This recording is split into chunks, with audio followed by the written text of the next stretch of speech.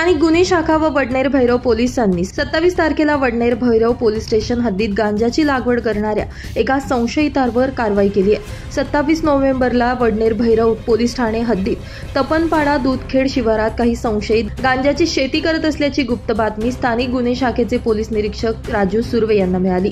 त्यानुसार स्थानिक गुन्हे शाखा व वडनेर भैरव पोलिसांनी तपनपाडा दूधखेड शिवारातील इसम रवींद्र नामदेव गांगुर्डे वय 40 राहणार तपनपाडा दूधखेड तालुका चांदवड यांच्या मालकीचं शेत गट नंबर 83 व 84 या ठिकाणी छापा टाकला।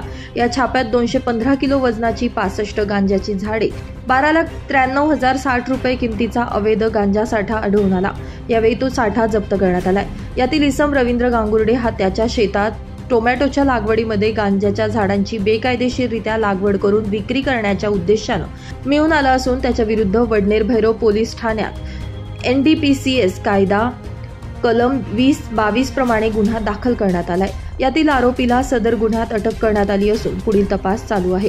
नाशिक ग्रामीण जिल्हा पोलीस अधीक्षक विक्रम देशमाने, अपर पोलीस अधीक्षक नाशिक ग्रामीण आदित्य मिरखेलकर, अपर पोलीस अधीक्षक मालेगाव अनिकेत भारती, उपविभागीय पोलीस अधिकारी मनमाड विभाग बाजीराव महाजन यांच्या मार्गदर्शन आणि सूचनांप्रमाणे स्थानिक गुन्हे शाखेचे पोलीस निरीक्षक राजू सुर्वे, वडनेरचे दिनकर मुंढे, प्रकाश जाधव तसेच नवनाथ सानप, सुधाकर बागुल, प्रशांत पाटील, सतीश जगताप यांच्या पथकानं सदरची कारवाई केली आहे।